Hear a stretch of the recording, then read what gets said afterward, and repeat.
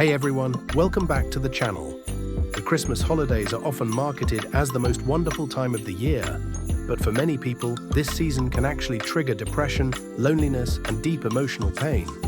If you've ever felt more sad than joyful during the holidays, or if you dread this time of year because of family tension, financial stress, or memories of loss, you're not alone, and this video is for you. In this video, we'll cover 1. Who this video is for. 2. The main problem people face around Christmas. 3. What causes these emotional triggers in the first place. 4. How this problem blocks you from living the life you want. 5. A unique step-by-step solution to help you get through the holidays with more stability and peace. 6. How to sustain a healthy emotional lifestyle all year long. 7. And finally, I'll share real case examples of how people have applied these ideas in their lives. This video is for educational purposes only and is not a substitute for professional mental health care, diagnosis, or treatment. If you're struggling or having thoughts of self-harm, please seek help from a licensed professional or contact local emergency services or a crisis helpline immediately. Let's start with who this is really for. This video is for you if you struggle with low mood, anxiety, or depression, especially around Christmas and New Year. You feel pressured to be happy, but deep down you're exhausted, numb, or overwhelmed. You're dealing with grief, breakups, or estranged family relationships that make the holidays painful. You feel financial stress from gift-giving, travel, or expectations. You are introverted, highly sensitive, or already in therapy, and want practical tools to protect your mental health. You might be a student, a working professional, a parent, or someone living far from home. The common thread is, Christmas doesn't always feel magical to you. Sometimes it feels heavy.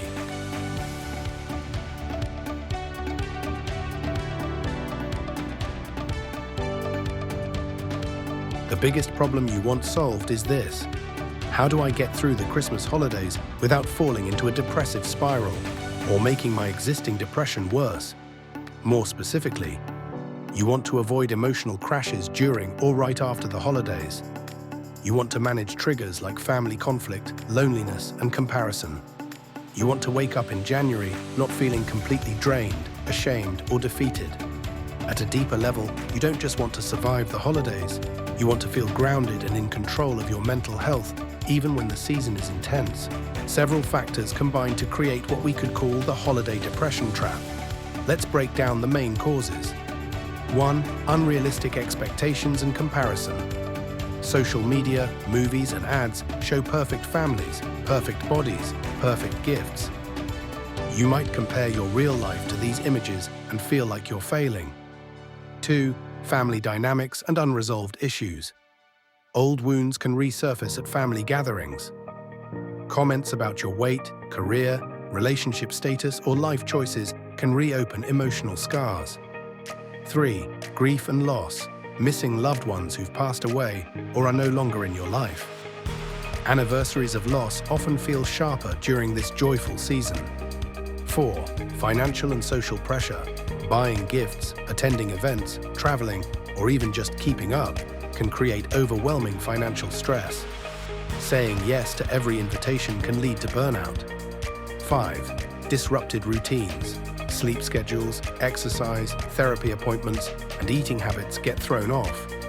These small disruptions can significantly impact mood, especially for people already managing depression. 6. Biological and seasonal factors. Shorter days, less sunlight, and colder weather can worsen seasonal affective disorder, SAD, and mood in general. Put together, these factors create a perfect storm for depressive thinking and emotional overwhelm. Your goal might be to feel more stable, peaceful, and in control of your emotions. To build healthy relationships instead of repeating old patterns. To grow personally and professionally without being set back every holiday season. Here's how holiday-triggered depression gets in the way.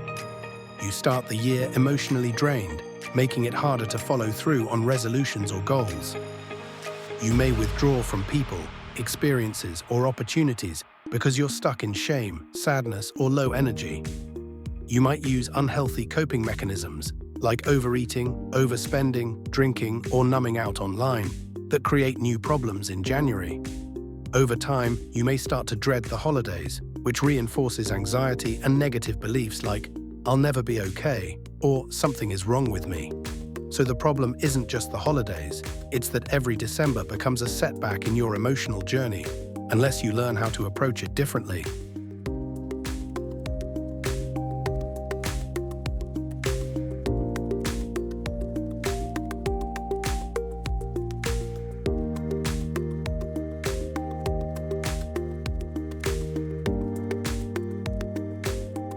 I call this approach the Calm Holiday Blueprint.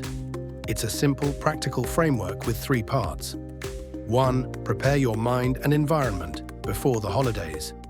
2. Protect your energy and emotions during the holidays. 3. Plant long-term habits after the holidays into the new year. This blueprint isn't about forcing yourself to be cheerful. It's about creating safety, boundaries, and small supportive habits so you can move through the season with more emotional stability.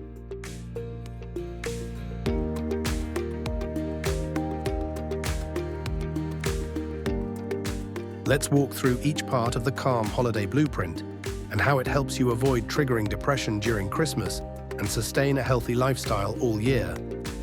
Part 1. Prepare your mind and environment. Background work. This phase happens before the main holiday events. 1. Name your triggers. Ask yourself, what specifically has triggered me in past holidays?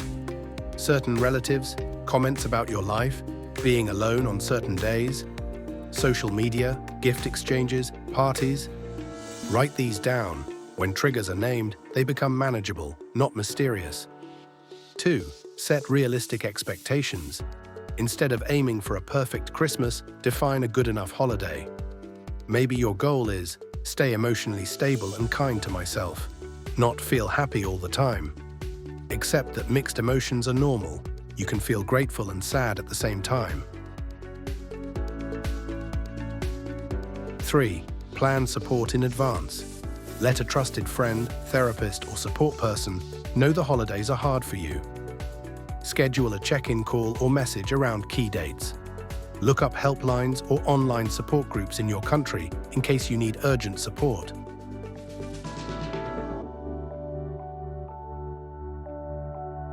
Four, design your environment. Prepare a comfort toolkit. Favorite calming music, a journal, a blanket, a comforting drink, a list of grounding exercises. If you live alone, plan where you'll be on days that are especially tough. Don't leave it to last-minute decisions.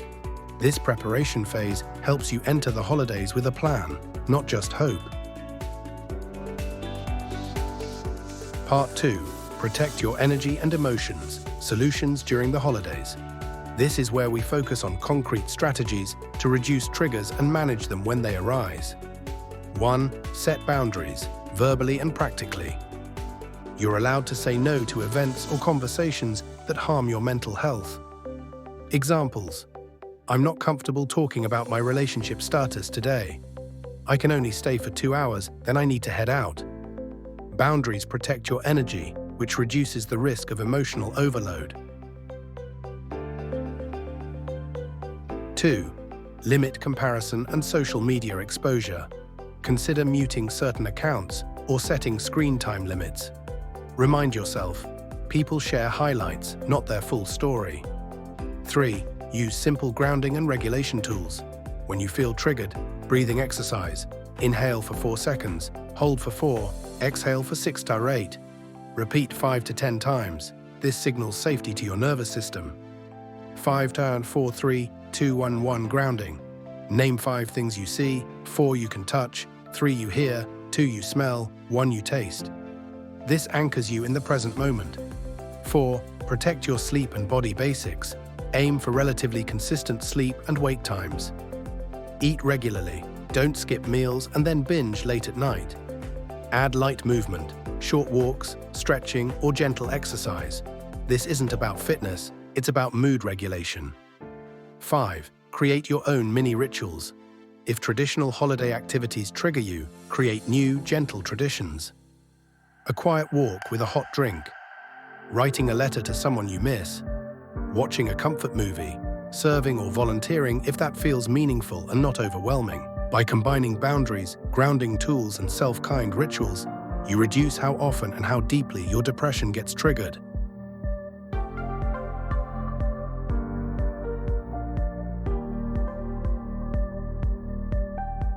Part 3. Plant long-term habits, sustaining a healthy lifestyle all year.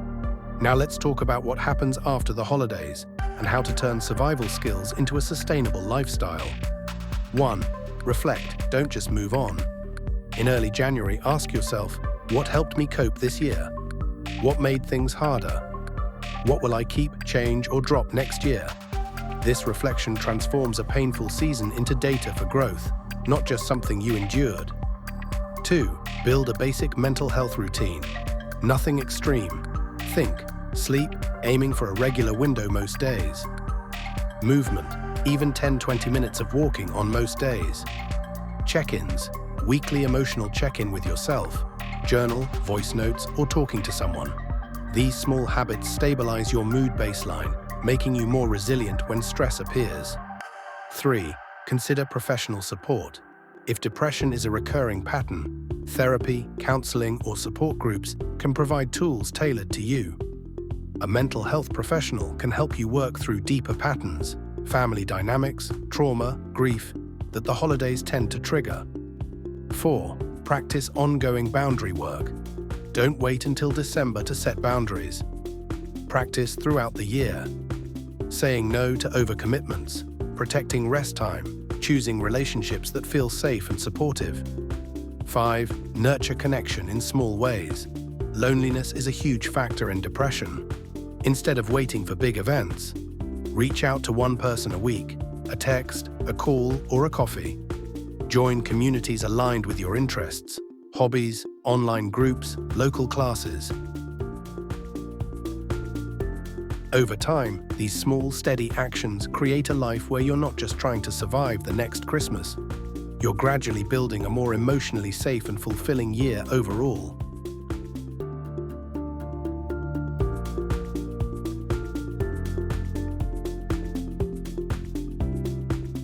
Case number 1, Sarah, the overwhelmed host.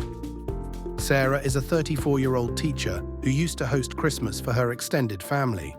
Every year, she'd over-prepare, overspend, and end up silently crying in the kitchen after everyone left.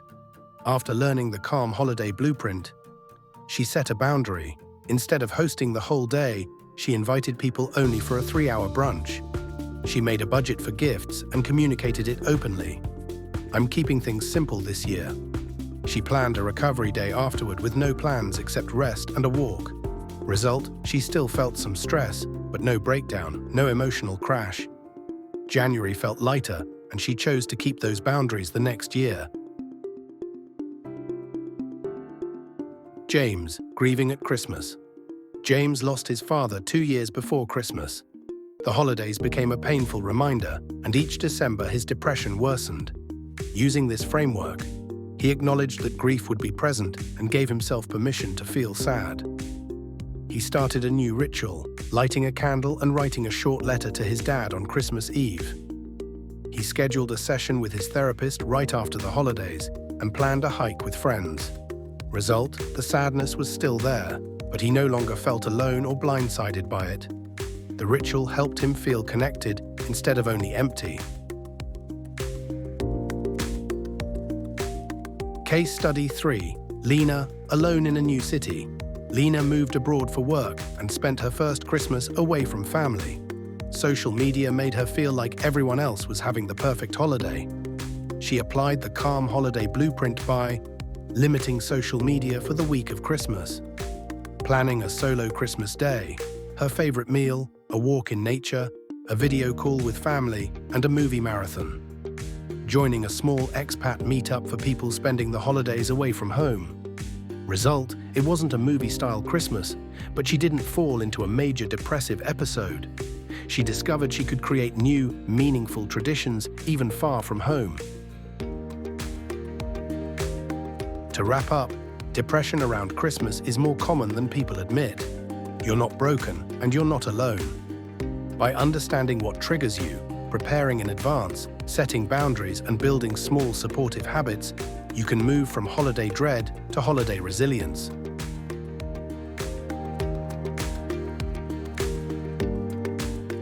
If you found this helpful, let me know in the comments, what's the hardest part of the holidays for you? Share this video with someone who struggles this time of year. And if you want more content on mental health and emotional resilience, hit subscribe. If you're currently in crisis or feeling like you might harm yourself, please reach out to a local crisis line, emergency service, or trusted professional in your country. You deserve support, and you don't have to go through this alone. Thank you for watching, and remember, your worth is not defined by how you feel during the holidays.